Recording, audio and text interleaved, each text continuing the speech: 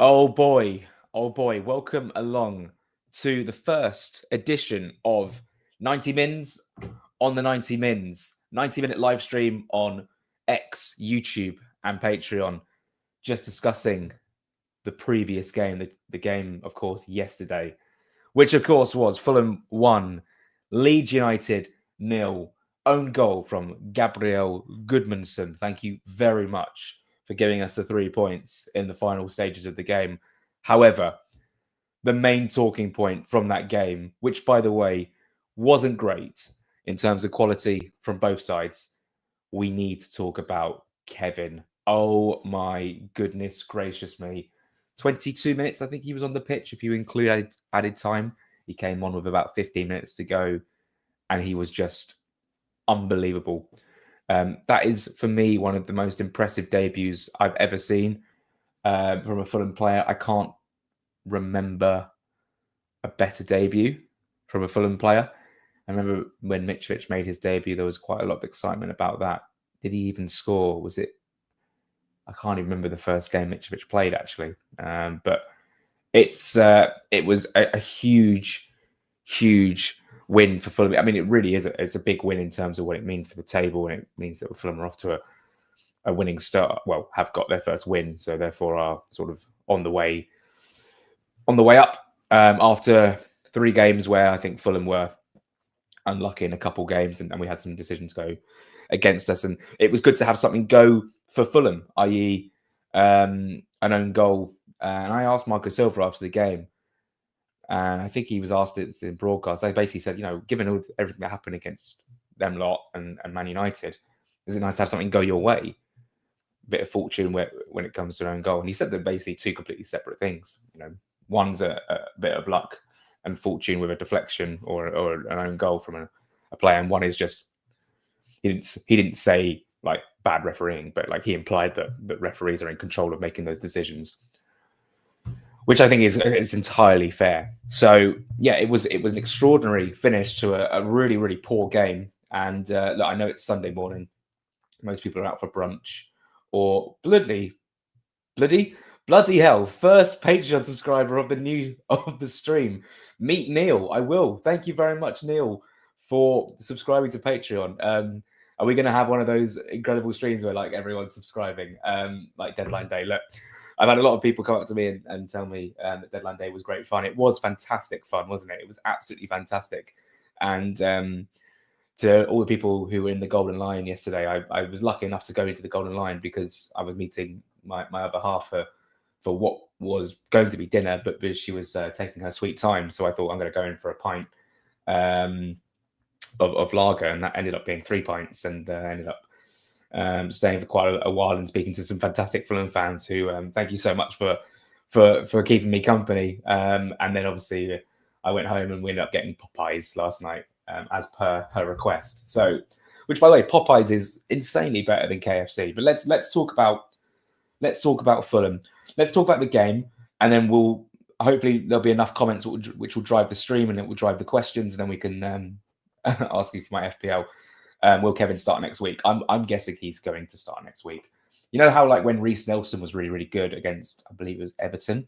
In fact, it might have been Palace.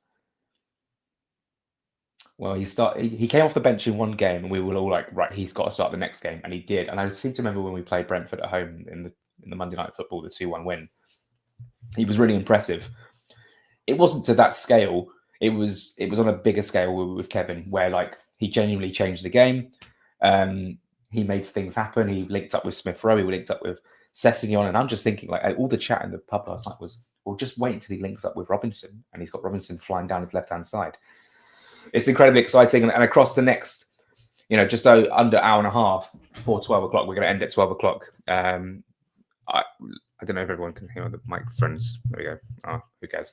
Over the next, hour and 20-something minutes, we're going to be talking all about Kevin, this Fulham side, and where we can progress this season. It's great to be off to it's great to get our first win of the season, league win. It's great that it came in those circumstances. Everyone loves the last-minute winner. And yeah, let's start from the beginning. And the first half, we won't even have to talk about the first half for more than 2 or 3 minutes. It was genuinely dreadful. And if you want to talk in more tactical point of view, I thought it was quite interesting in the way Leeds set up. Don't know what I'm doing here.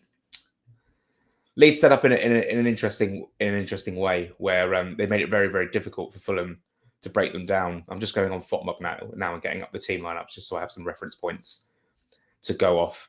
But yeah, thank you so much for you being in the stream. I know it's Sunday, most people are out and sort of or hungover and don't really want to engage with football on Sunday morning. But this is the time we'll be doing these sort of live streams whenever Fulham play on Saturday, especially like 3 o'clock. So yeah.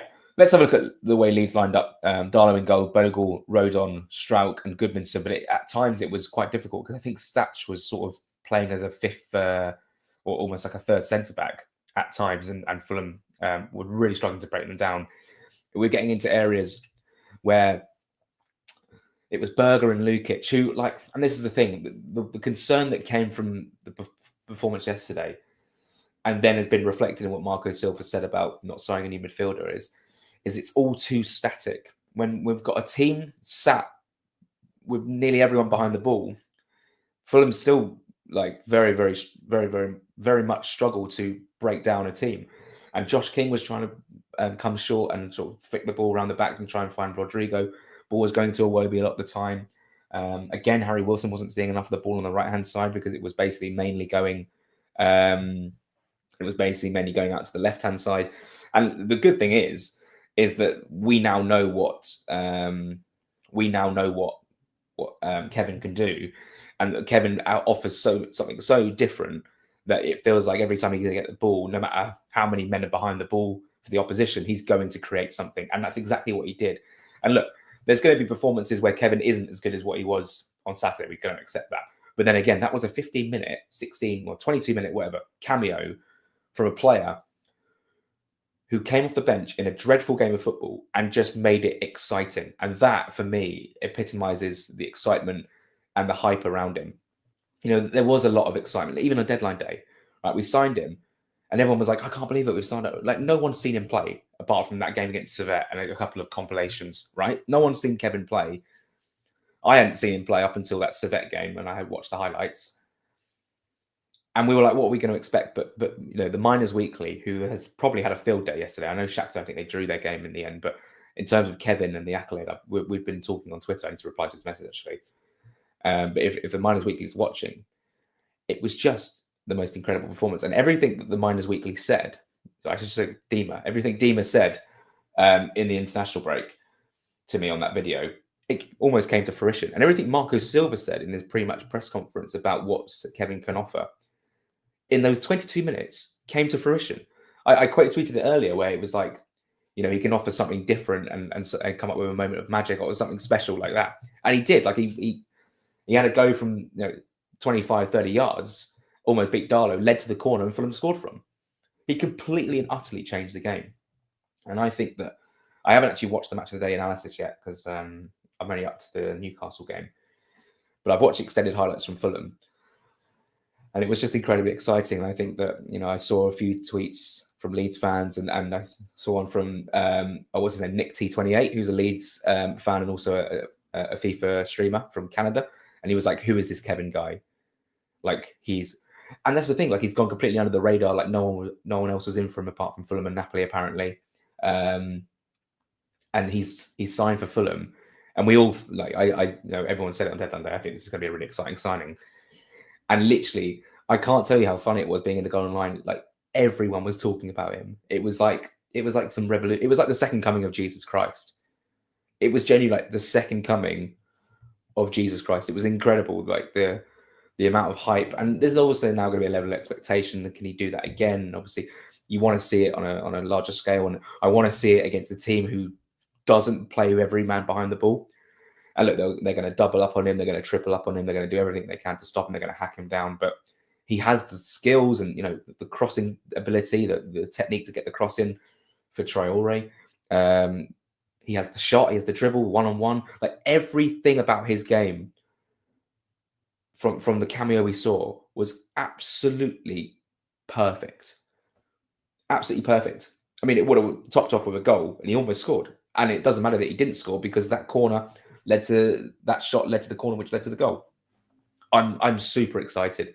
And I think everyone else is. Like, Kevin is unbelievable. The club were tweeting like, how good was he? Like everyone was like, yeah, he's so good. And that did numbers on social media, because I think everyone's seen that compilation now. Everyone's seeing, the Premier League is a league that's broadcasted all over the world, and you can watch it from every single country in the world, basically. And if people somehow were watching Fulham v Leeds instead of any other game on Saturday at 3:00, they would have seen that Kevin performance and gone, who the hell is this guy?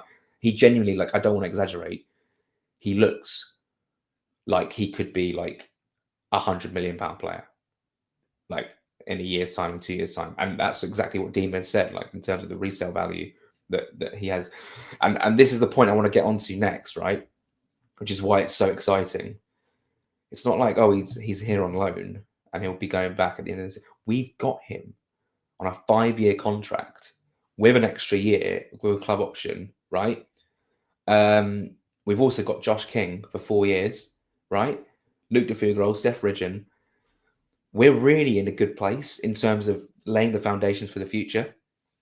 As in, like, you can talk about Marco Silva's contract situation, absolutely. But in terms of players and young players coming through, like, Kevin's only 22. The kid's only 22. I mean, it's unbelievably exciting. Anyway, and I think, did Fulham deserve to win the game against Leeds? Probably on the balance of play, probably should have been a draw. I think Leeds had threatening moments in the second half where I think they smashed one over the bar late on after a bit of chaos in the box. Bogle had a shot saved. Aronson had a shot from close range saved. And then, of course, Tete made a really, really good tackle on Okafor in the second half. The rain was tipping it down, and it was sunny. It was raining. It was unbelievable. Where I was sat, everyone at the front of the Johnny Haynes had to come up and stand in the sort of stairway, and which sort of obstructed everyone's views a little bit. And then once the rain died down, they went to sit back in their seats in the sun, and Fulham managed to get the winner. It was just such a bizarre game of football. Terrible first half, and I think penny for Alex Iwobi's thoughts when he puts in a performance that was pretty under par for sure. And then he sees Kevin come off the bench to do that. He's probably gone, he's coming for my place. And I think based on, obviously, Marcus Hill was very, very loyal to Alex Iwobi, and it wouldn't surprise me if Kevin doesn't start against Brentford, but he has to start against Brentford. Like, he absolutely has to. I will die on the hill, and I think everyone is in the same boat. So that's my 2 pence on the game. Great 3 points. Being up on 5 points from 3 games feels a little bit more justified after, I think it's been a really good start to the season. In terms of performance level, it's been pretty decent. Apart from maybe yesterday, where we were struggling to break down Leeds United, and Leeds came with a game plan and they executed it very, very well. They were very, very aggressive in the way they stopped us creating chances. We were floating balls left, right, and centre forward from central positions and wide positions, and they were going nowhere. Leeds themselves didn't do an awful lot either. Calvert-Lewin had a header. Smith Rowe, of course, hit the post. Sasha Lukic almost got on the end of a ball. There were some chances for Fulham, and obviously Kevin right at the end as well. And Muniz had a header down, saved by Darlow, but it just wasn't enough creativity. Luckily, we won the game, and I think it's justified for all the nonsense that happened the other week. And I know Marcus Silva has the stance that he says it doesn't agree with that, but we as fans can have opinions that we think that the football gods work in incredibly funny ways, and that's probably but that's probably a factor as to how we got the winner. Yeah, so let's go through some of the comments. Sorry, I haven't been neglecting everyone. I want to just give my thoughts on the game, then we'll go through the comments and everyone. And then we can have a discussion point from there, because you guys will drive the stream, right? So Kevin must start, I'm guessing, against Brentford. Agreed. What a day. Great seeing you yesterday. Yeah, Dan, fantastic to see you in the Golden Line. Really, really enjoyed it. And enjoyed everyone sort of just having a great time, wasn't it? Happy Sunday. It's all coming up, Kevin. Absolutely. Umberto, good morning. Kevin must start against Brentford. Absolutely. Will Kevin start next week after my FPL? Hopefully. Do you think Kevin should start against Brentford? I think he should, yes. Hello from Hong Kong. Justin, hope you're well, mate. Hope all is good your way. Lewis James thought the game was so pedestrian, it screamed of getting TC on earlier. They pressed in packs, and he's great at breaking the lines. Absolutely. Yeah, and TC came on a little bit later than usual. The substitutions, I thought, made sense at the time, but there was a huge clamour for Kevin to come on earlier. Traore came on. The thing about Traore is, like, the only thing he offered in the game was his pace. In terms of, obviously they had a rope from Kevin, but in terms of on the ball, he was tap dancing. He didn't know where the ball was half the time, and he was very, very frustrating to watch. He couldn't get the ball under his spell. He couldn't. When he was trying to take a man on, he was sort of trying to do too much and playing the simple pass. He actually received the ball and dribbled into a position of where you could get a shot off, and then he played it off to someone else just outside the box. That was fairly decent, but apart from that, didn't offer much. And there were times where we were attacking down the right hand side in the final moments. I was thinking, why are we going down this side? Go to the left hand side. That's where the threat's going to come, and that's where the threat did come from. It was a shocking game, but rescued at the death reminded me of Southampton. We didn't have ideas to break them down until Michael. You're completely correct. Completely correct in terms of that Southampton game, the 0-0 draw. They were very much sat behind the ball. I think they had a couple of chances themselves. It was very reminiscent of that.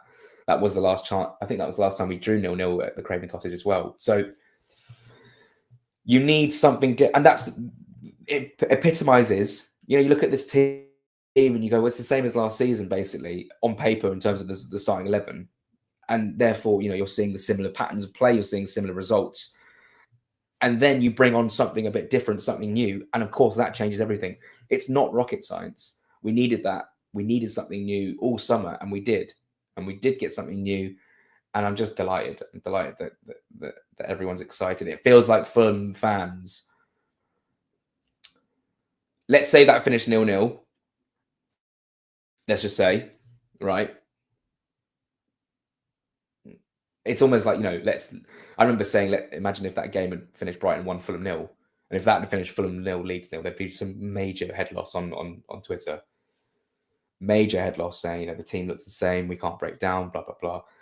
But now it seems as if, and I know the signing was made late on, I know we wanted him at the beginning of the season, whatever, or we wanted him earlier in, Kevin, right? But now it does feel as if we've got a player who is ready to go, by the way. It's not like we're having to bed him in 50 minutes here. I know that's what happened, but he has played enough football for him to start next week 100%, right? As in this season for Shakhtar.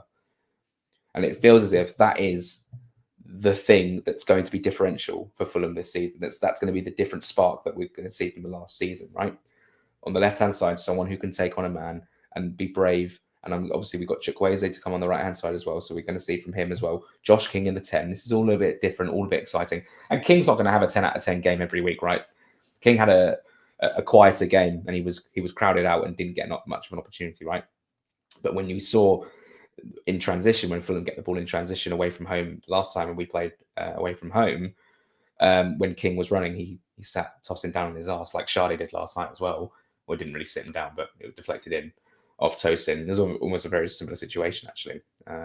In fact, it was very similar goal. Sharda's goal was very, very similar to that of Sharda's last night. But when King, again, has more space to run into, he's very, very exciting. And Smith Rowe, when he came off the bench, was fantastic as well. Better linking up with Kevin fantastically, finding space, in those pockets. And Fulham just looked better. And it all came from Kevin and his willingness to pass and move. Whereas Iwobi's more static. He looks, a lot of dribbling, and then he sort of looks around looking for the pass. Lots of jinking balls into the box, which sometimes don't come off, sometimes do come off. And then, what was my other point to this? And then, of course, we're not even mentioning Anthony Robinson, who at some point is going to come back into full throttle. And when I know I said it earlier in the stream, but when he links up with Kevin, it's going to be dynamite down that left-hand side. You can't stop them both, because you've got to try and get two men in front of Kevin to stop him. But when Fulham I can't believe what I've just seen. Is Chris Wilder actually going back to Sheffield United? I just how that was the most inevitable thing to ever happen after Ruben Sayers has apparently been sacked this morning. Wilder's going back for a third or fourth stint. It's incredible. Anyway, once you get an overlapping run of Robinson and Kevin finds him, it's just going to be so difficult to stop. Sorry, I spent quite a lot of time on that comment. Let's why sign TC unless we use him? No, I know, I get the point. I think TC is a good player to bring on for 10 minutes here and there as well. And obviously he was sort of threatening from the corner, which led to the goal. He jumped up. I think Chuck and Kevin are starting.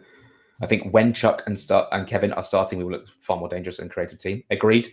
And it seems like Smith Rowe's getting back to really good form as well. Sorry, BMX AF. When that happens, it will be Christmas. I really don't know what that means.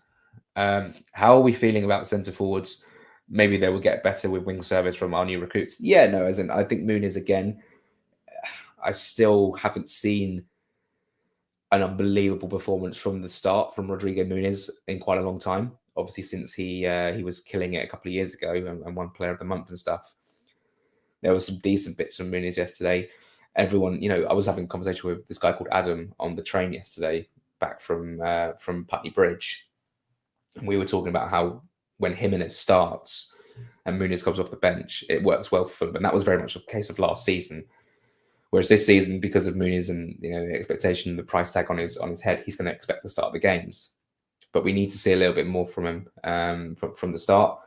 And look, he came close with the header, and I think he put himself about. I think that instance where the corner came in and he Darlow ran into him and then went down and given a foul. That's never a foul in a million zillion years, which was frustrating. But yeah, I look forward to playing a team who don't want to sit everyone behind the ball, and it feels like we're going to get the best from Fulham. Then it's very frustrating to watch Fulham try and break down a low block. And if Rodrigo can't hold up the ball, we've obviously got Jimenez who came on as well, and then Akusi Asari apparently just isn't ready to play. I see. He added BMX AF. I see. I just thought it was when that happens, it'll be Christmas. I see. Right. I thought that was like some. Silva remarked on the lack of preseason with the players in his post-match interview, but Muniz, King, Chukwueze, Kevin for a sumptuous front four. Yeah, that's exciting. And I don't think it's going to be Christmas, by the way, David Yip, when we're going to see Chukwueze and Kevin start. I think it will be sooner than that. I think it'll be before the next international break. Rhythm is a dancer. Kevin is the answer. He's scoring beauties everywhere. Right. Request, right? We need to make a good song. Fulham fans need to make a good song for Kevin. I heard it was like Kevin, as in like Mitro. Like, don't recycle the same old chants. Come up with a really good chant for Kevin and get it ringing around the cottage for Brentford. Because it just needs to be a little bit more. It needs to be a chant with a bit more oomph. I'm really sick of how stubborn Marco is. As they started yesterday after only being at the club for a couple of weeks. Completely irrelevant point. It's a completely different club, and I don't think Marco is stubborn. I think. I understand where you're coming from, but to compare that with Eze, who has been there, by the way, longer, like he joined before Kevin joined. He joined before the end, he joined before the Leeds game, so he had way more time to integrate himself into the team. Hence, he started, right? Kevin only joined a couple of weeks ago, and Marco said that he only had, he doesn't even know the names of all his teammates yet. Same with Chukwueze. I don't think that's I appreciate you being in here in that comment, but I don't think that's a very good point at all, really. We really need to push for Europe. I absolutely 100% agree. As a Fulham fan who lives outside of Blind and doesn't know any Fulham fans, I love the amount of content you put out. Oh, thank you very much, El Dorito. Loads of content on Patreon, especially on match days, which is really, really good fun. Well, not especially on match days, across the whole week. If you want to subscribe, this is to anyone. If you want to subscribe to Patreon, the link is in the pinned comment on this chat. Just £5 per month, $5, €5, wherever you are in the world, and it's just so much fun. We've already got Neil on board in this live stream about 20 minutes ago. So thank you very much, Neil, for subscribing. Got to get that chant going. Yeah, we need to get a good Kevin chant. Some more comments coming here from Michael. Let's also praise Emil Smith-Rowe. He looked confident and is starting to play on instincts. One flick was sublime, brilliant as well, and like nice jinking move to get the shot away, which deflects onto the post. Don't know why the referee. It's obviously a foul, right? And then he shoots, hits the post, and the referee's like, "Oh yeah, by the way, that's a foul." Just blow you if you don't have the confidence to blow your whistle, and you were like, "Oh." He's basically thinking, if Smith Rowe scores it, I can get VAR to bail me out because I know that's a foul. I don't understand why he just doesn't blow his whistle. which is confusing. Excuse me. I was in H5, row 3 in the rain. It was absolutely worth it. The front of, if you're at the front of the Hammersmith Hill, the front of the Johnny Haynes or Riverside or Putney, you're going to be getting soaked, especially at the beginning of that second half. But I'm glad it was worth it. I'm glad you enjoyed it. Griff, morning, Kevin Kelly. Absolutely. I'm actually like on the brink of ordering a Kevin shirt for myself. I've still got the discount, which expires at the end of the month. I don't usually get names on the back of the shirts anymore. I think I'm past that. But I don't wear Fulham shirts anymore because I don't go to games in a fan capacity. So I don't really wear them. So I think I can get away with just like buying a Kevin shirt just to have it. And I think I'm going to get the away shirt because it's beautiful. I saw someone right in front of me was wearing the black and gold shirt with Kevin on the back. And it just looks fantastic. Just imagine when it's Sam and Kevin on the wings. Yeah, and I think that's really exciting. I think that's really, really exciting. Kevin was amazing. He was unbelievable.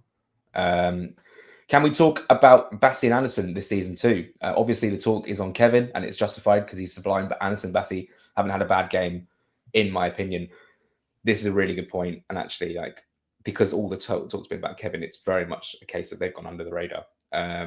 Joe Sansom tweeted after the game, like, "Can we talk about how good like Anderson's been this season?" Bassi as well has been fantastic. Let's go through each game. We've conceded a penalty against Brighton. We've conceded an own goal against Manchester United. We conceded a header to João Pedro and then a penalty in the same game, both of which, in my opinion, probably had grounds to not count. And then we kept the clean sheet yesterday. Our defence so far has been superb. And like it's not like Leeds had tons of chances yesterday either. Longstaff from range, last-ditch shackle from Anderson, from Tete, which was important. Obviously, headers away and, some very important defensive headers from Anderson and Bassi yesterday. And some defensive blocks, when Leeds were coming forward and looking threatening. Okafor was very dangerous. Arison was okay. Calvert-Lewin had something about him as well. I actually thought like Leeds on the whole were like, they weren't hopeless, but they very much came with the mindset of, especially as the game wore on, like, we'll take a point. And I saw a Leeds fan tweet, like, we're almost 2 minutes away from the perfect away performance. I was thinking, is getting a 0-0 draw the perfect away performance? The perfect away performance is getting a 1-0 win away from home and keeping a clean sheet. I can understand where he's coming from. I'm so glad. I don't like Leeds. I don't like Leeds United. I think they're a fan base who are quite entitled. I saw a video saying that they're the biggest fans in the Premier League. I mean, you've not really been here that long. So I'm very pleased we beat them. I'm very, very pleased we beat them. Kevin's family was sitting in the box, H1, just above row S, where I was sitting, and they were loving it. That's lovely to hear, and I'm sure when Marcus Silva was speaking after the game, like Kevin's not, like Chukwueze, Kevin, they haven't even got houses yet. They're still living in hotels and stuff like that. They've hardly settled in. So once they settle in and get their own houses and stuff, and I'm sure that will be something that the club will be looking to do this week and next week or whatever. So, I'm just so excited. And like it's not like, oh, you're banging on too much about Kevin. Like he wasn't that good. Everyone was talking about him, right? The club, the fans after the game. I'm sure match of the day when I watch it, they're going to be banging on about him. He was like, as a cameo, that was just insane, absolutely insane. We're going to go for another hour, guys, up until 12 o'clock. It is 12:30, the game between Portsmouth and Southampton. I want to just double check that. That is a game I'm very much looking forward to watching. Oh no, it's a 12 o'clock kickoff between Southampton and Portsmouth. My bad. Okay, so we'll end it just before 12, so I can just run downstairs and put that on. How the fuck have we managed to sign Kevin? Probably shouldn't swear because monetization. Which actually reminds me, I now have monetization on my YouTube channel, so I can you can donate to the stream if you want to.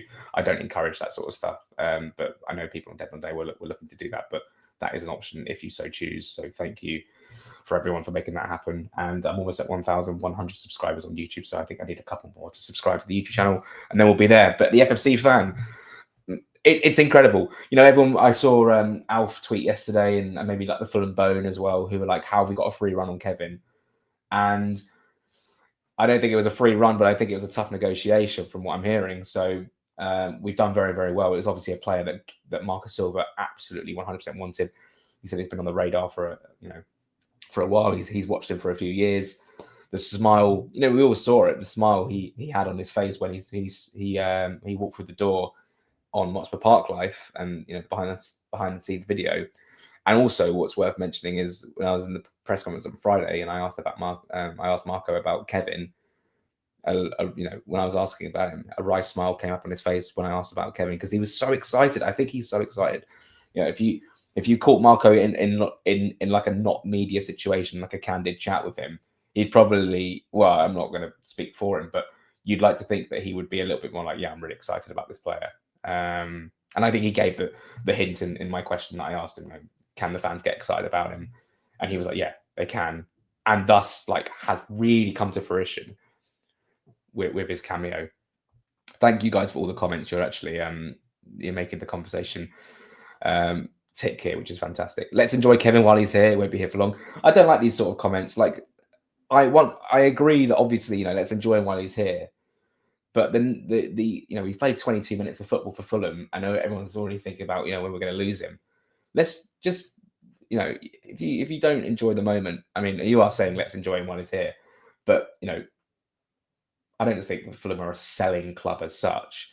But, if he's here for a year, 2 years, 3 years, 4 years, it's going to be fantastic. Let's not forget we're in a very strong position with Kevin. We have him over a 5-year deal with an option of a 6th. So if someone wants to come and buy Kevin, and it wouldn't surprise me if there's links to him to other clubs, top clubs over the next 8-9 months, they'll be having to pay a lot of money for him. But I don't like to think about that right now. Muniz not living up to the hype once more. Purple patch Muniz. No, look, fair play. I mean, look, Muniz he's a player who is still young. He's still adapting to the Premier League. He's still, he's still a player who hasn't reached his peak. He's very raw. He's very young. He had a great purple patch in the Premier League, and that's earned him the right to be a Premier League striker, right? And a Premier League starter. I still think he's got goals in him. He's still a threat. Sometimes certain games suit Muniz more than others. And I think with better delivery into the box, Chukwueze and Kevin, I think we may see more from Muniz. Let's not forget, he did completely spin Van Dijk last season, held him up, spun him, and scored. That is there's a good striker there. And I think that there's another Muniz comment here. We'll go to Scott and McCroy. Muniz much more lively than Muniz again, I'm afraid. Thought Muniz was poor again. And again, yeah, it's difficult. I don't want to slate players too much. Players are humans. They're not going to have 10 out of 10 games every single week. But you're right. I mean, I mentioned it earlier in the stream. If everyone's been in here since the start, I did say that we are still yet to see a very good performance from Muniz from the start. So I agree with what you're saying. But we're 4 games into the season. We've got the win. Goals are coming from all over the place. And Muniz did score on opening day, and he has got something to his name so far. Probably needs another goal for his confidence, and we're playing a Brentford side, and he'll be right up for the derby. Let's just get behind him, and hopefully he puts in a better performance next Saturday. Absolute rock at the back. Leno, Tete, Calvin, and Cess. Fantastic. I think you're missing Joachim Andersen in there as well, who's been absolutely fantastic, Vladimir. And brilliant defensive performance from Fulham. I thought Cess was brilliant. I thought Cess was fantastic. Battling and decent going forward as well. And Robinson's going to have to. Maybe it's a case of Robinson can't get in the team right now. Maybe he is fit and ready to go. I must say it, Kevin, 15 goals, assists, maybe even more. Very, very very much on Josh King's main work on his strength. Yeah, and because he's a young kid, he's 18, he's still growing, he still hasn't fully developed. Yona Kusiasari's 6'5", he's 18. How tall can he be? If you grow up until 22. He's going to have a few inches to grow. I think Josh King, Yona Kusiasari as well. But yeah, the upper body strength probably needs a bit of work, Josh King. But that was the same with Ryan Sessegnon when he came through at 16. We were like, who is this talent? And it's very much a case now. You can see from the build that Sessegnon has, he's now gone from a kid to a man. He very much has that upper body strength, and we saw that yesterday in spades. Muniz seemed good only when coming off the bench. Same for Raul. They both struggle when starting. Yeah, it's easy to say that, when a striker doesn't score. And to be fair, the service for Muniz yesterday was lacking. The service for Rao was lacking. And yeah, it's obviously concerning when your strikers don't go through spells where they don't score. But then you look at last season and our strikers were scoring all the time.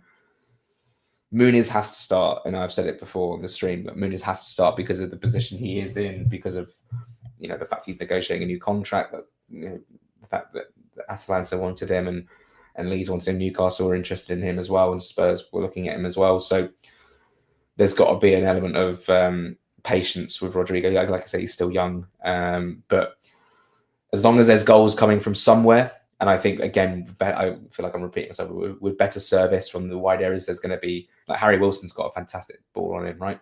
Chukwueze, we haven't seen him yet, but I'm sure he'll be a much improved addition over Traore. Kevin, we've already seen that from him. Iwobi still has something in his locker when it comes to crosses into the box as well.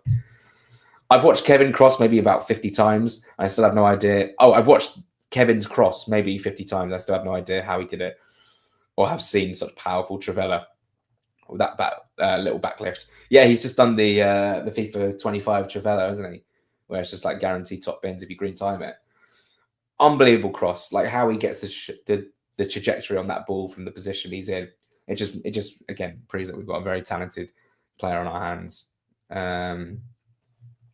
Kevin to start versus Brentford, fingers crossed, mate. Fingers crossed. It seems as if that is the clamour. I've never seen so much clamour for it, ever.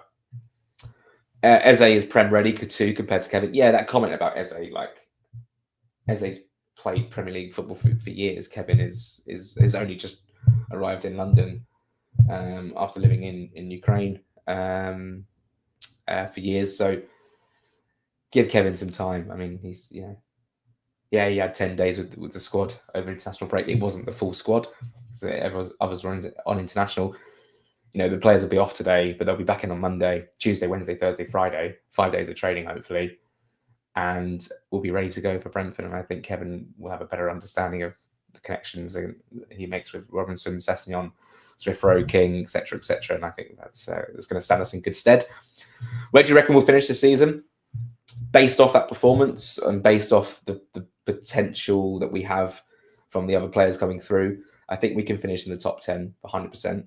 Definitely think we can finish in the top 10. I'm feeling quite confident about us away from home as well this season. We go to Aston Villa, who, by the way, still haven't scored a goal in the Premier League this season. They've had a terrible start. I don't know who they're playing next week, but we'll play them a week after at Villa Park, and I really fancy us to go there and cause some problems. And this is the thing. Aston Villa away is a fixture where Villa fans are going to go into it thinking, "Oh, we're playing Fulham, we must win the game," etc., etc. Their expectation is going to be they want to win the game, and then suddenly they're going to press us high. They're going to try and create chances. We're going to pick them up on the break, and then that's when you're going to see Kevin, Robinson, Chukwueze, Wilson, King, Smith-Rowe, whoever it is, right? Fulham on the break, Fulham in transition. They've got to be wary of that, but they themselves need to go for it. They'll want to get there. It might be their first home win of the season, whatever. They need their first something of the season, whatever. And that's where Fulham can get loads of joy. Soak up the pressure, hit them on the break, and we've got the talent to do it. And I cannot wait. I cannot wait to see Fulham in full flow, like away from home, hitting teams on the break. Because I think it's going to be insane. And we saw that at Walham Green, where Fulham got the ball in transition, scored a perfectly good goal in my eyes, played very, very well. And that was in a different formation. Who was your man of the match? I'd have to say Jelke Manderson for me was top. I think Sanderberg had a really poor game and wasn't. And the two midfielders, Berger and Lukic, weren't given enough license to get. I mean, Lukic was getting quite high up the pitch, but Berger didn't play many forward passes at all. It felt quite stodgy whenever he got the ball. And I don't think that's down to his performance. I think that's just down to the way Leeds set up. It made things very, very difficult for us.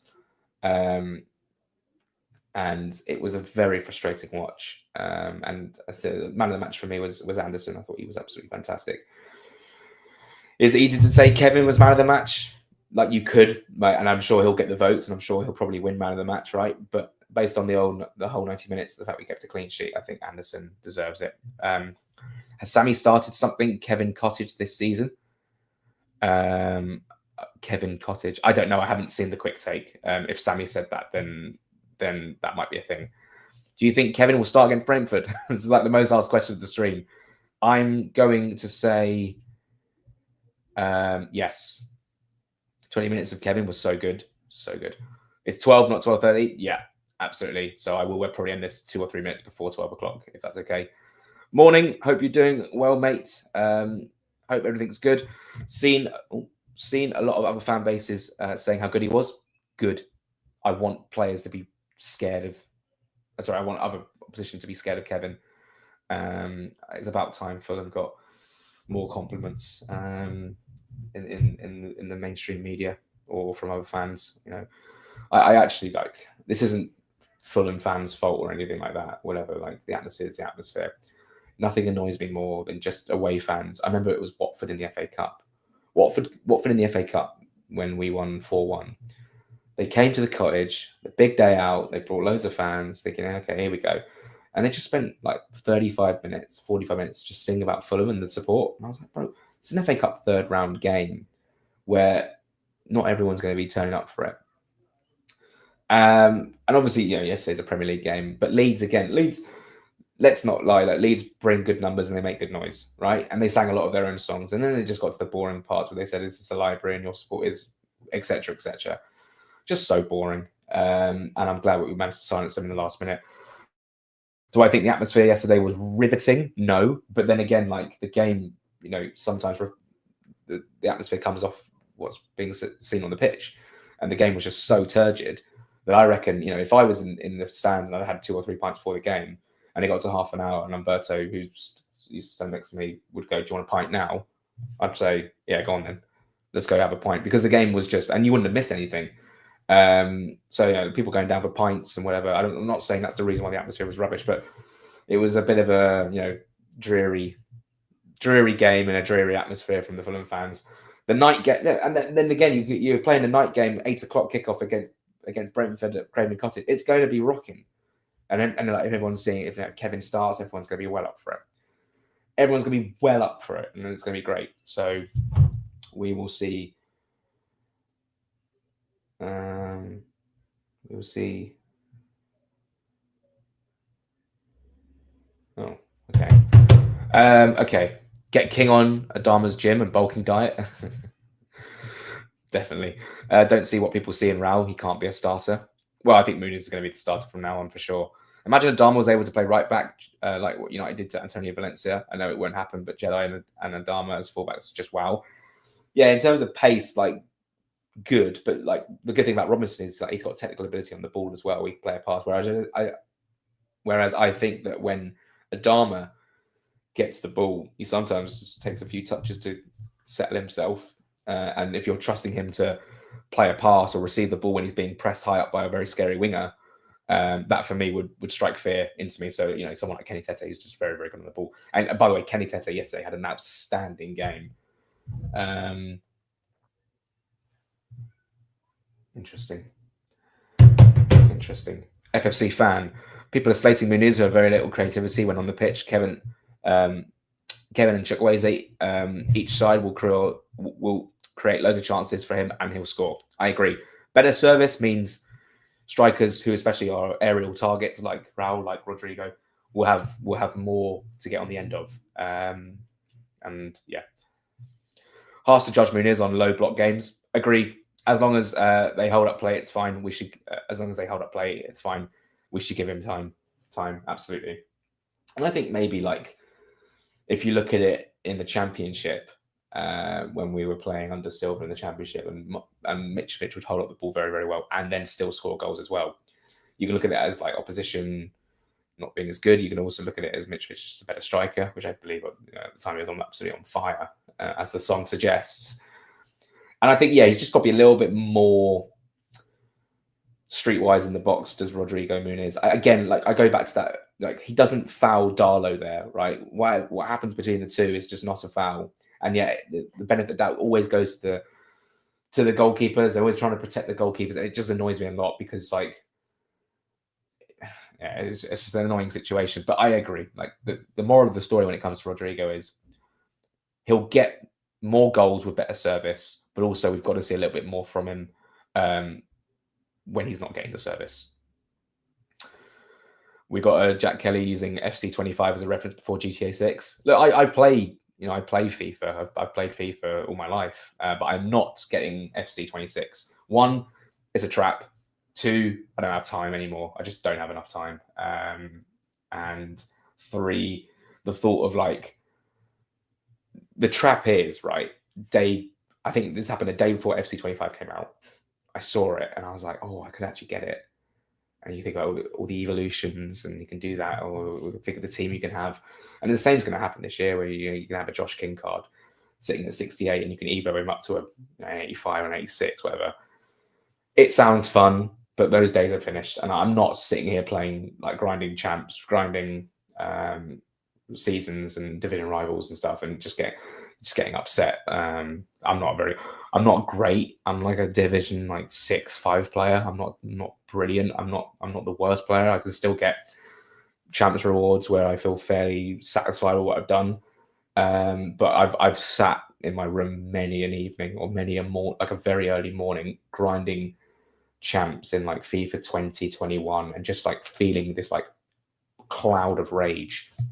And it's just like, it's just not good. It's not good for like your overall sort of like, yeah, your own mental well-being. I don't think it's good. Like, it's obviously great fun to play. And if you're playing offline, you're playing career mode, that's great. But Ultimate Team now is the culture created in it. It's just, you know, if you score, you're gritty, and I just can't bother for it. I'm not sure Iwobi is a winger. Frustrates me a lot. He's much better as an 8.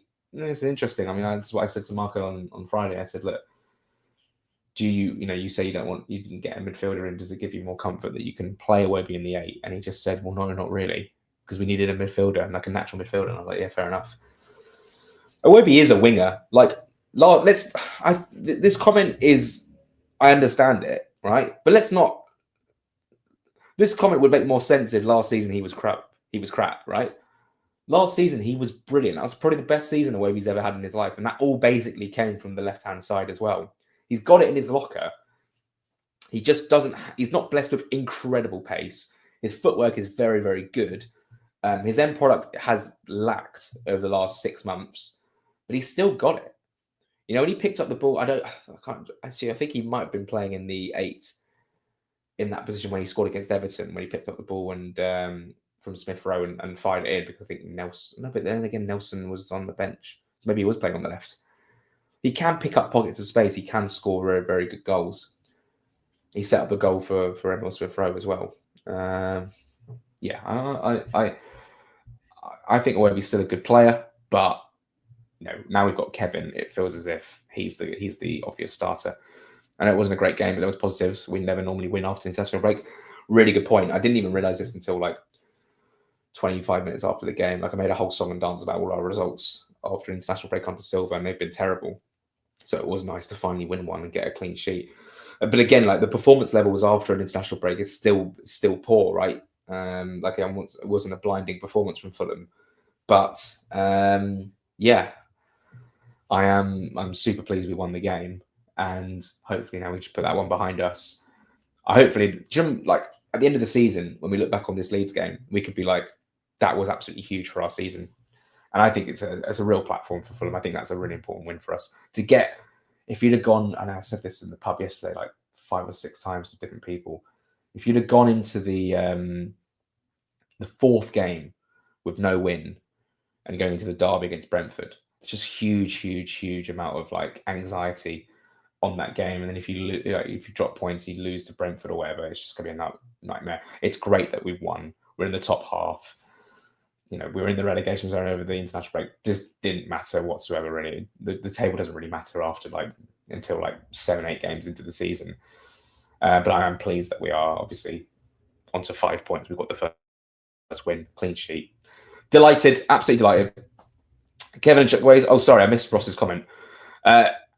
In absolute Kevin after his performance yesterday. Yeah, it's like heaven. Absolute heaven for Kevin.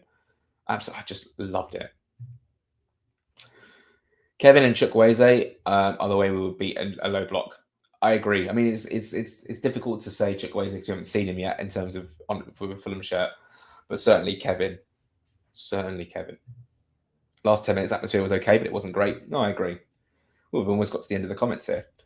We're still going to go for another 40 minutes, guys. So the whole deal of this is 90 minutes on 90 minutes. That's the whole tagline. If Fulhamish held a FIFA tournament, who would win? If Fulhamish held a FIFA tournament, who would win? I'd like to say that I'd have a good chance. I don't think Joe Sansom's any good. Jack Stroudley. Oh, well, Jack's beaten me a couple of times, actually. So Jack would probably beat me. I reckon Dan Cook's probably all right. Don't think Sammy's probably played in years. JJC probably hasn't played in years. I'm not making assumptions, but I'm just guessing.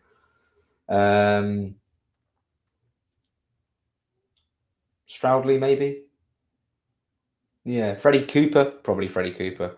And that's just an age bias thing. If he's younger, he's probably played more. I could probably get myself to the semi-final.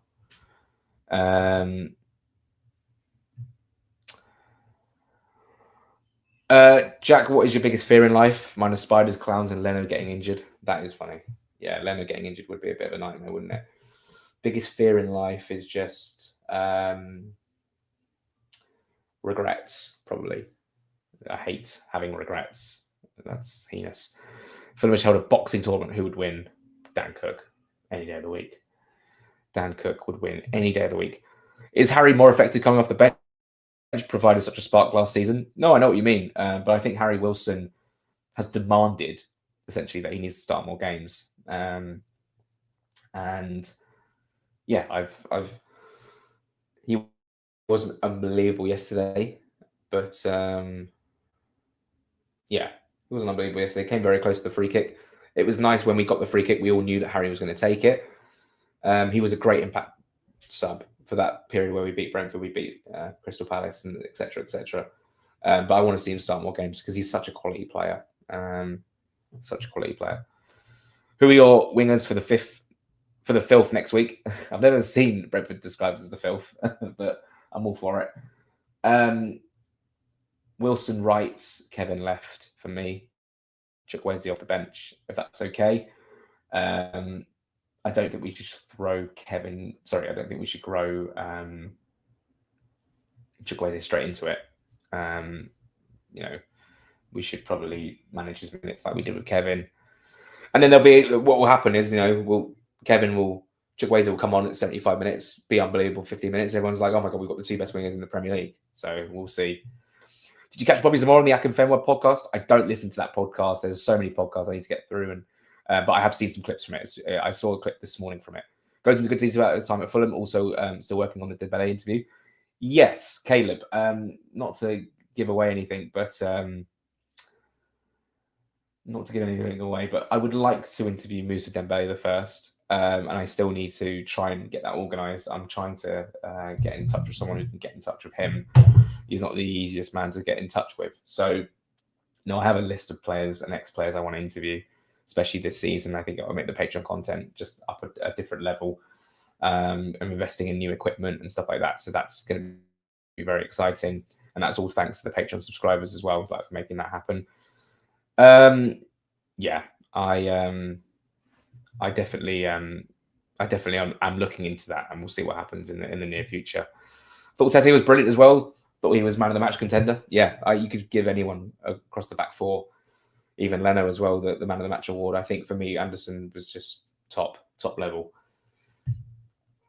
Jack, would you like to branch out into other clubs or Prem as a whole? Does only covering Fulham get boring, for lack of a better word? I did other clubs before. The whole reason I'm doing Fulham is because I didn't want to cover any other club. So I don't see myself transitioning out of that anytime soon. I used to cover, for my sins, the two other West London clubs. I used to cover Crystal Palace, which I really enjoyed. West Ham, or basically wherever I've been sent. I've been sent to cover Loads of different Premier League clubs, which is it's a great job. But I've said this story too many times now that I missed a big Fulham win away at Man United because I was covering Crystal Palace, and I just thought, no, why I not in like a I could have meant it in I should have been in the away end because I actually wanted to go to the game in the away end, right? But I actually thought, well, hold on, you're a journalist. Why don't you just try and cover Fulham? And I managed to make it happen, which was very, very grateful to West London Sport and for making that happen. We need a TC statue. I think we need a Kevin statue as well. The whole TC statue thing is an interesting debate. I know I've seen it rumble on over the international break. Certain people saying, oh, we shouldn't give him a statue for like another 10, 15 years, like after they've retired. Fine. But like, I also think, like, why not celebrate the player who's definitely destined to get a statue? Why don't you just do it now? Not now, but like in the next couple of years, rather than 10, 15 years down the line where people might have forgot that was even a narrative.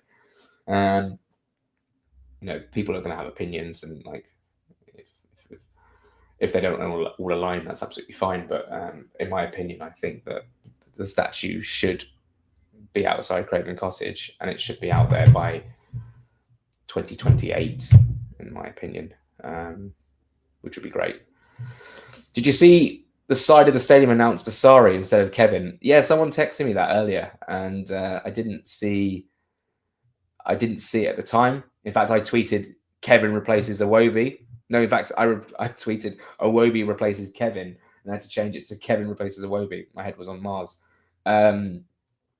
So yeah, I didn't see that. What I do want to actually put out there as a little nugget for anyone who might have watched any live coverage of the game or watched it live or match of the day, whatever, is that I believe at the end of the game there was a bit of back and forth. I tweeted it because I saw it on the monitor. There was a bit of back and forth between Silva and one of the backroom staff of Leeds United, but it also sort of kicked off from apparently in added time there was a bit of back and forth.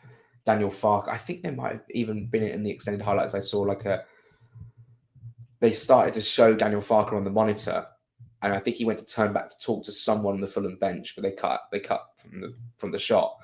So if anyone knows anything about that, Marco got booked. Did he? Let me have a little double check. I'm not saying I don't believe you. I just want to have a little check. Marco Silva got booked, did he? Well, that's the first of the season. It doesn't say he got booked here, but I'll still believe you. So flash scores isn't the be-all and end-all. In fact, flash scores was doing my head in yesterday because it didn't give me any alerts for the Chelsea-Brentford game. Let me check on FOTMob, which is sometimes a bit more reliable. Marco Silva, yellow card. There you go. 90 plus 5. I wonder why. Over celebrating? Interesting. Was that Anderson's first game as captain? Maybe. I didn't actually notice that.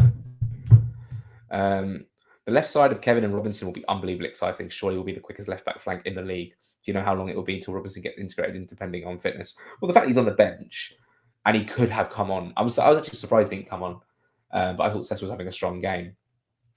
I think that by the time we play Bournemouth, Villa, maybe next couple of games, we'll see Robinson and Kevin starting together, which is going to be, like you say, and like I mentioned earlier in the stream, it's going to be absolutely unbelievably exciting.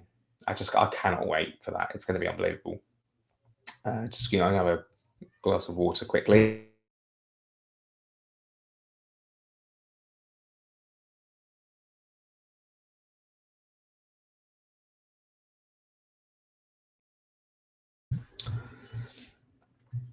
Everyone wants a TC statue, build it when he retires. Agreed. Emil to start next week. I'm concerned with the amount of football Josh King is playing. We need to manage his minutes. And that's what Mark Silva said. There's going to be times we're going to have to control and manage his minutes. And maybe it is a time for him to be like, well, he started 4 games. He's made a very good impact. Smith Rowe's come off the bench and made an impact against Man United. He was very, very good yesterday as well. So maybe it is time for Smith Rowe. I wouldn't be like devastated if Josh King was taken out of the team. But then again, like bringing on Josh with 20 minutes to go, is he going to make a massive impact? I'd like to think that yes, he is going to. it's a very, very, very exciting time to be a Fulham fan. There is a lot of there has been a lot of moaning and groaning over the summer, absolutely understandable, and still moaning and groaning. From what's been said by the manager and then reflecting on Twitter and stuff about timing of signings. But also, if you do strip it back, there are 4, 5, 6, 7 things I'm very excited about as a Fulham fan. Marco got booked. Interesting. I didn't know that. So, yellow card number 1 for the season.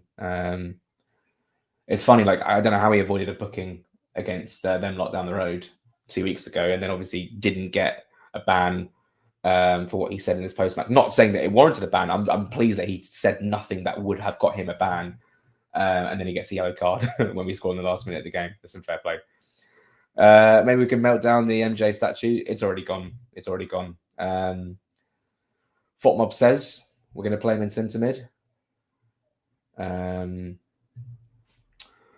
think so. We've got books. Okay. What's your best 11 with Kevin and Samuel Chukwueze? Okay. So if you want to go in that direction, so let's just go with Leno, Tete, Anderson, Bassi, Robinson, Berger, Lukic. It's tough now. King or Smith Rowe? I still think King. Kevin, Chukwueze, Muniz. That's exciting. Did you cheer the Carvalho goal? No. In fact, I didn't know he'd scored until the game finished. And I was with my missus at the time, and my friend texted me saying, "Bed Carvalho scored." And I was like, "Oh, that's annoying." What's your best 11 with Kevin and Samuel? Oh, we just did that. What about Iwobi? Well, you said, what's the best 11 with Kevin and Samuel Chukwueze? And then I've put them on either flank, and you're saying, where's Iwobi? As in, he could play in midfield, maybe, but I think Lukic and Berger for me. I feel like the sign of a good Premier League team is winning when not playing well. Absolutely. Grinding out results, which obviously we didn't grind out for what we had to grind out for 2 minutes. And yeah, winning when you haven't played well, for me, is one of the most satisfying things in football. It's obviously a frustrating watch, but you come out smelling of roses. How did the energy in the cottage change once Kevin stepped on? There was clamour for Kevin to come on. It was like, get Kevin on, or something. They were singing from the Hammersmith end from the 50th minute, and then he finally came on, and the energy did change. And it felt like every time he got the ball, it was like the noise lifted, for sure. I'd love to watch that last 22 minutes back, just the whole thing. I might try and do that. Can you get both Iwobi and Kevin in? Okay. If that's what you want, then we'll do Berger. I'll do Lukic and then Iwobi. I just think we've got a lack of protection there. I mean, Lukic can be a 6, but I'd rather Berger. But given the game yesterday, I don't think Berger had his strongest game. This is why I go with Berger and Lukic, who can still. But for the sake of argument, let's do Berger, Iwobi, and King, and then we have Kevin and Chukwueze. Did you think get Kevin on was partly a polite way of saying get Iwobi off? I think people just wanted to see Kevin, and maybe. Need Nelson and Carvalho pocketed next week. It's going to be interesting. I've got nothing against Reece Nelson. That's the thing. I'm sad he's gone to Brentford because he was a player I really, really liked. Not saying I wanted to necessarily sign him myself. I would have been happy with signing Nelson when we were linked with him. But it felt as if, from my understanding, I think this is common knowledge now. I'll say it again. I said it on deadline day. Marco wanted to sign Nelson. The board didn't want to sign Nelson because of his injury record, and thus we didn't sign him. But obviously Kevin and Chukwueze were top of the list, I think, in terms of windows, or at least near the top of the list, and we got them in. Such is the quality of Kevin, I think he's a 10. As in looks, as in position. Could we see Kevin in the 10? I just don't think that we're going to see Kevin in the 10. I think we'll see him more as a winger, and that's fine because he can cut in and make things happen. I want to relive that 22 minutes. It was so much fun every time he got the ball. The Kevin stuff is exciting, but also this is the 4th Emile Smith Rowe performance off the bench, which is so good to see. I reckon he's earned his start against Brentford. Good point. I think that's been a major theme of the stream so far, is that I think there's a bit of a clamour now for Smith Rowe to come in Not saying Josh King's been disastrous; he's been fantastic, but also like I think I actually would think that Smith Rowe might come in next game. He's been quality, and if Smith Rowe gets a goal against the Bees, that will go down very, very well. Or anyone getting a goal. That shot yesterday, imagine if that went in. I'm always glad it didn't go in because it led to the corner, which then they scored the own goal from. But if it had gone in, I don't know if you did you hear the I can't believe this. If you watch the highlights from Gentleman Jim and Jamie Reid, when when Kevin shoots, Jim sort of shouts, "Oh, Kevin with the shot," and then Jamie Reid comes in with the just shouts Kevin, but in the way that the mum from Home Alone shouts Kevin when she realizes she's left them at home. It's so funny. It was so funny. I sit very close to where Kevin was warming up. He spent much of the last 30 minutes staring at Marco, begging him to come on, which was interesting. Was Kevin's reaction to Lucas Mish from that assist? That's interesting. I didn't know that. I think he was keen to come on and obviously make his mark. And sometimes players come through the door and they don't really appease to the fans. Let me rephrase. They don't really give it the big ones when you win the game. They just sort of get off the pitch and clap the fans and that's it. But Kevin's been really playing it on social media, loving his debut, obviously very, very happy with the reception. All this thing about, but Sporting Lisbon wanted to sign and stuff he's here and he's happy, he's perfect. I'm not really playing into that narrative whatsoever.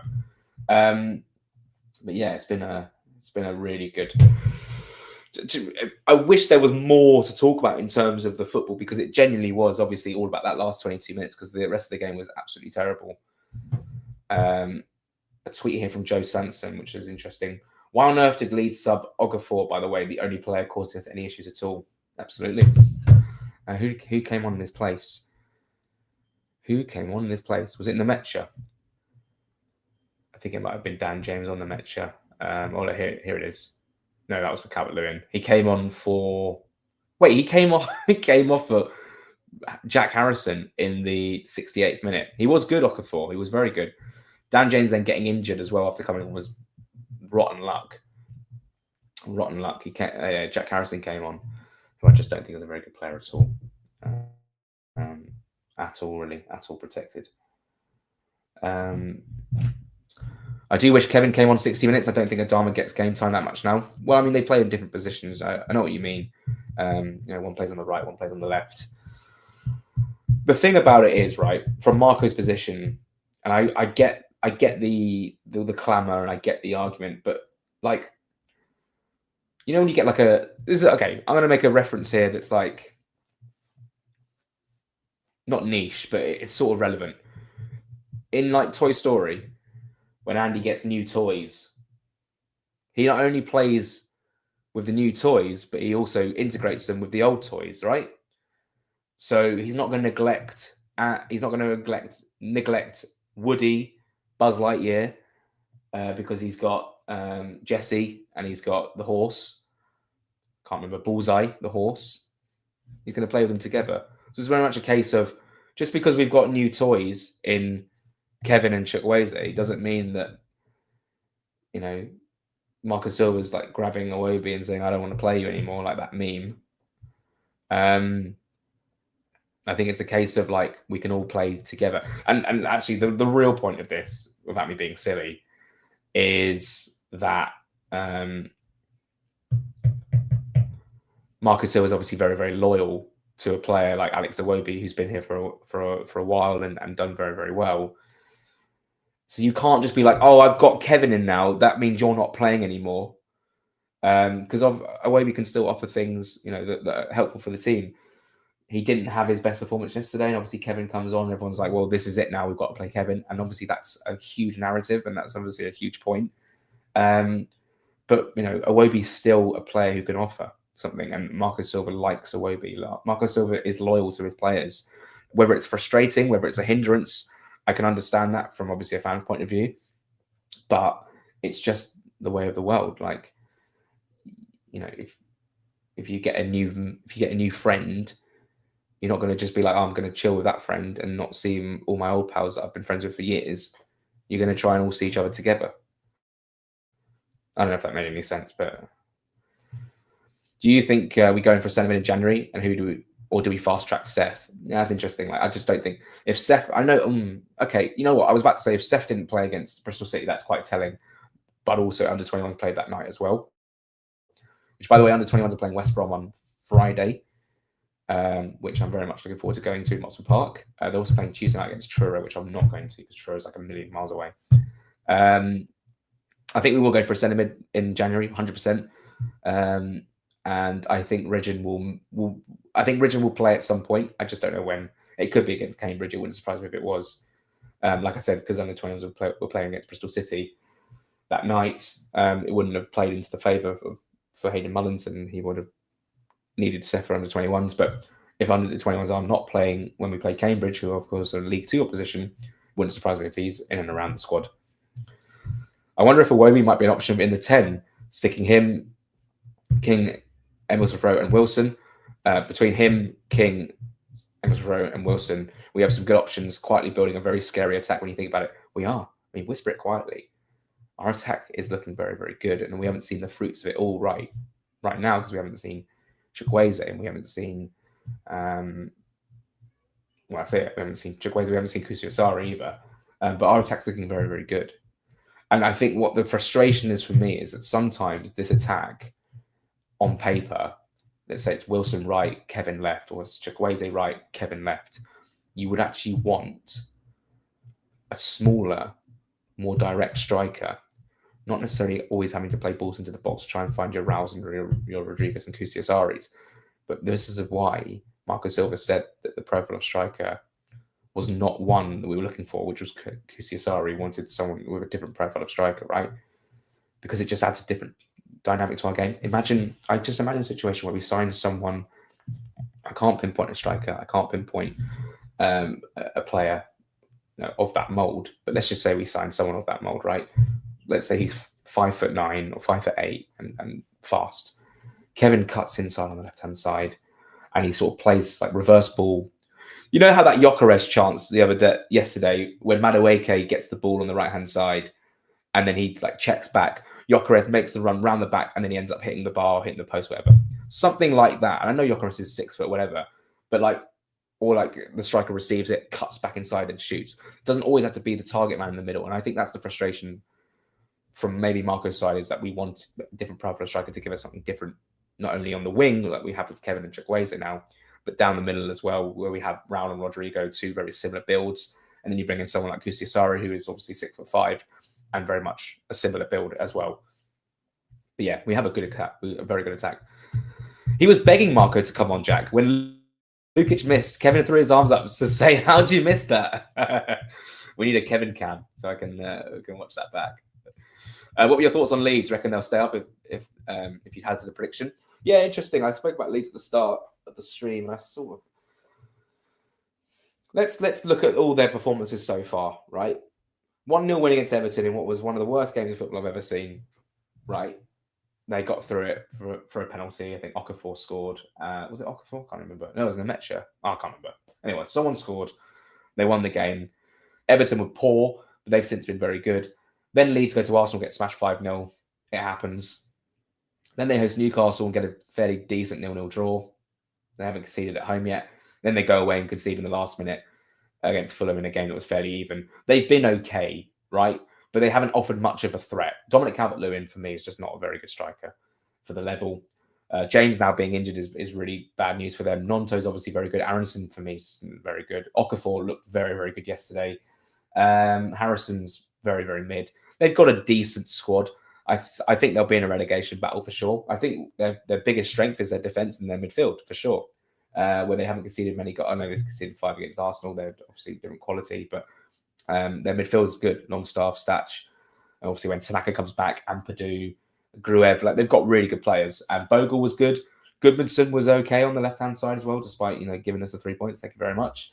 And then Rodon is always a player that I've always wanted at Fulham. Joe Rodon, since he's come through at Spurs.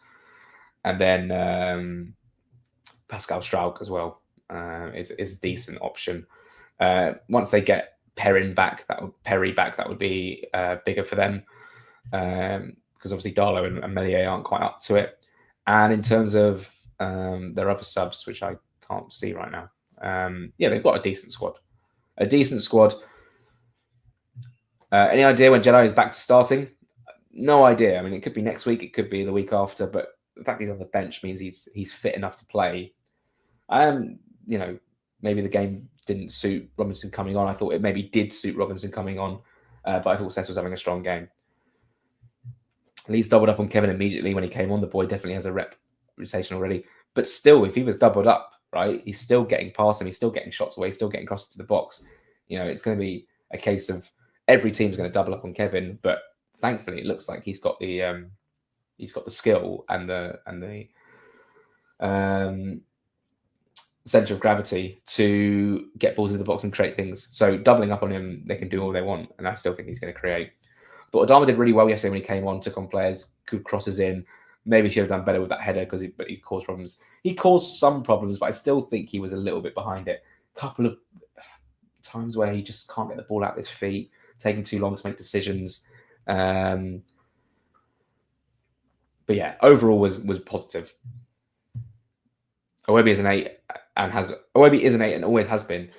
I know, but Marco Silva seasons was the left-sided player, and I don't think he's going to be stubborn, Marco Silva, where he doesn't play Iwobi in the 8. I think he's going to have to do that at some point, especially now if Kevin starts and he wants Iwobi in the team, as was asked by someone earlier in the stream about getting them both in the team.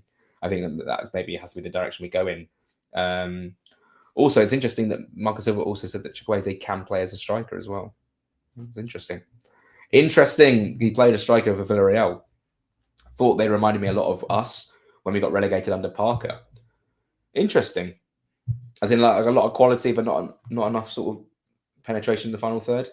They didn't create an awful lot, did they? I mean, Leno made one very good save from Aronson, like when the range started, and that was quite chaotic. And then like a long range effort from Bogle, which was a bit of a P roller, which Leno just about got because the ball was quite greasy as well. So he didn't fully get it, but he had it.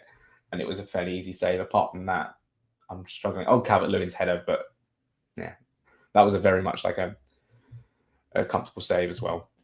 I think Iwobi will play in the 8 versus Brentford, and I will be shocked if Kevin doesn't start. And that's a good shout. If we see Lukic, Iwobi, Smith Rowe, or Berger, Iwobi, Smith Rowe, or Berger, Iwobi, King, or Lukic, Iwobi, King, like all these combinations, it's good to have versatility. I agree. I still think we should have had a midfielder. I saw like some comments from Fulham, which was really interesting, saying for once I actually disagree with Marco Silva about our midfield. Like we have enough depth, but the depth is Harrison Reed, who's probably on his not on his last legs, but isn't as good as he was. TC's obviously got on a bit as well. There lacks a bit of spark in midfield, especially with how hesitant Berger and Lukic were in terms of creating. I know it was obviously down to what Leeds did, and once you get Lukic in pockets, he can drive forward, and he's done very well with doing that. But it did feel very stodgy in midfield at times, and not to have another option to replace Andreas Pereira is a little bit concerning. But I think there's enough in that squad, especially if Iwobi can play in the 8. Maybe Tariq George would have been that option. I saw that George had a couple of chances yesterday for them lot against them lot. So is it one we were going to revisit in January? Probably the priority would be midfield if there's not a lot of money to spend as well. I think midfield is where we go. I do think that we might splash 15 to 20 million on a centre midfielder in January. We'll see. We will see. I actually could see a scenario where, actually, hold on. If Marco Silva is saying that we have one less midfielder than we did last season, then I was about to say we might loan out Harrison Reed for the rest of the season, but then we'd be in the same boat because we'd still have one midfielder less. So ignore me. So glad we didn't sell Wilson to Leeds. Am I right in saying that the Leeds fans were booing Wilson? How pathetic is that, by the way? Oh, look at me. You didn't join my club. I'm going to boo you. So glad we didn't sell Wilson to Leeds. Genuinely think he'd have been the quality yesterday for them in their drab attack. Good point. Him and Okafor would have been great. Agree, Ari, your comments on strikers, Jack. Imagine a prime Andy Johnson. Yeah, playing off the shoulder with the creativity behind. Quick striker would add a different dimension entirely to us going forward. Can you imagine, let's say Andy Johnson up top, You got first Musa Debe in the 10, Kevin out on the left. Oh, someone think of another right-sided player who was really good for Fulham. Struggling now. Not struggling to think of one, but just nothing's come to me quite quickly. One for the press conference, I reckon. What in terms of the 8? I've already asked. I asked Michael Silva about Iwobi in the 8 on Friday, and I basically said to him, is it comforting that you can play Iwobi in the 8? And he said, not really. Our midfield is worse than last season. Listen, fair play. Classy stuff yesterday from Raul, Leno, and Timmy giving away their kit. Apparently, the players have to pay for the shirts. Oh, interesting. I know that. No, I'm not sure about that because all the shirts always go out for auction after the game. But look, if they have to pay for a shirt, I mean, it's 80 quid out of their very nice pay package. So I don't think they're going to be losing sleep over it. But yeah, always like it when players give their shirt. I know, like, I don't necessarily like, can you have my shirt, etc., etc. Can I have your shirt, etc., etc. Like banners and stuff. But like when they just sort of go and give a shirt to a fan is always good. What's the time, Mr. Wolf? Oh God, we are 8 minutes away from kickoff in one of the most highly anticipated games for me all season. Southampton v Portsmouth. It's gonna pop off. So I'm looking forward to that. So I'm going to end the stream. I'm going to get to the end of these comments and then we'll end it there. We've got about 4 comments to go. Classy stuff from. Oh wait, we just did this. Oh, the point I was going to make. When we played Luton away on the last day of the season, we got Castagna's shirt. My friend got Castagna's shirt, which is pretty fun. And I was stood right next to him. The only reason he got it is because he's about 6'3". Do you think we should cash in on Wilson and Jan if he hasn't signed the contract by then? Absolutely no way. We can't lose Wilson. Cannot afford to lose a player of that quality. Leeds scored only 1 goal via penalty in 4 games. Villa 0 goals in 4 games, whilst Lukic and Berger need to improve on goals for us. I think we have goals in a lot of positions. 100% agree. It's always good to take a crumb of comfort from those who haven't done very well this season. Look at Wolves. They're on 0 points from 4. They kicked off and had like 2 chances straight away at Newcastle.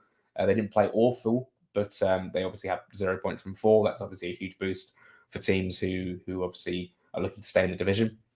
I still always, look over the shoulder as to how far off the relegation zone we are, and etc.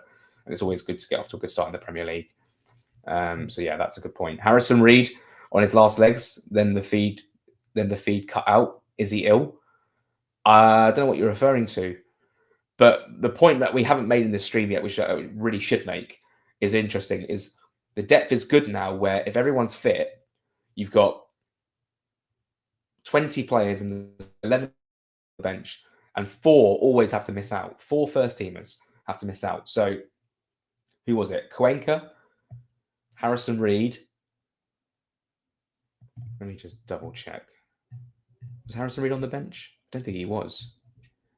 I don't think he was on the bench. Yeah, he wasn't. So who missed out? Diop. No, Diop didn't miss out. Cuenca, Harrison Reed, Yono Kusiasari, and Chukwueze. So 4 first teamers. 4 first teamers missed out. You'd imagine Chukwueze comes back in, then who's going to drop out for him? So look, the competition for places is going to be rife, and that's always very good to see. It means that people are going to push each other, in training, and that's going to cause a ripple effect of just higher standards. If they both get in the team, what you're referring to? Sorry, Liam, I don't know what you're referring to, but I appreciate all the comments across the stream, mate. Midfield depth isn't good, in my opinion. I agree. I think that the options we got off the bench, if you consider King and Smith Rowe as midfield options, which are very good number 10s, having Reed and TC backing up Berger and Lukic, it's just too defensive, in my opinion. I know TC can be creative, and I still think he can do something at this level at his age. But I think because AP left, we needed to replace him. We didn't. Chukwueze missed out, Reed and Cuenca, and then also Kusiasari as well. Baffled Scotty P didn't come in for Reed, hoping Scotty P is still there by December. Well, we'll see. Well, he's signed Florentino Luis, who was linked with Fulham when Parker was manager of Fulham. I think they're looking for a different profile, and they got Akwachuku as well. I don't think they need Harrison Reed. Where does that rank in terms of Fulham debuts? Thinking Musa versus Wolves, big yeah, Pavel Pogrebniak as well. Absolutely good point. I think that is the best debut I've seen at Fulham for many a year. And I think that's where we're going to end it. It is Southampton versus Portsmouth. I'm sure everyone watching is maybe keen on tuning into that one. If you're not, then listen, fair play. Thank you so much. This is the first first live stream of 90 mins on 90 mins. It's not quite 90 mins, but sometimes you're going to rush off. This will be a feature across the whole season. So just to end, when we're playing away from home and I'm staying the night, so like, Bournemouth away, I'm staying the night on the Friday night. So I might do a live stream on the Saturday evening, probably the Sunday morning, actually, just to give, some time to recoup. And, Saturday night, everyone's out. Sunday morning's a good time to do it. So especially for the Brentford game, that will be Sunday, 10:30 probably. It's usually going to be 10:30, so we finish in time to watch any of the football on Sunday, or if I'm spending time with the missus or something like that, and I don't take up too much of the Sunday for us to go out and do something. Thank you so much for watching. Please subscribe to the YouTube channel. We got one Patreon subscriber during the stream as well, so thank you very much to Neil for subscribing. Let me just double check I got that right. It was Neil. Thank you very much for subscribing. Patreon's great fun, £5 a month, and we've almost got, I think we're about 2 away from 100 new subscribers in since deadline day, which is absolutely Leroy insane. Go well, guys. Enjoy Super Sunday, Burnley versus Liverpool, and then the Manchester Derby. It's going to be a good day of football. Take care, guys, and thank you so much for watching. We'll see you again next week for another 90 mins on the 90 mins.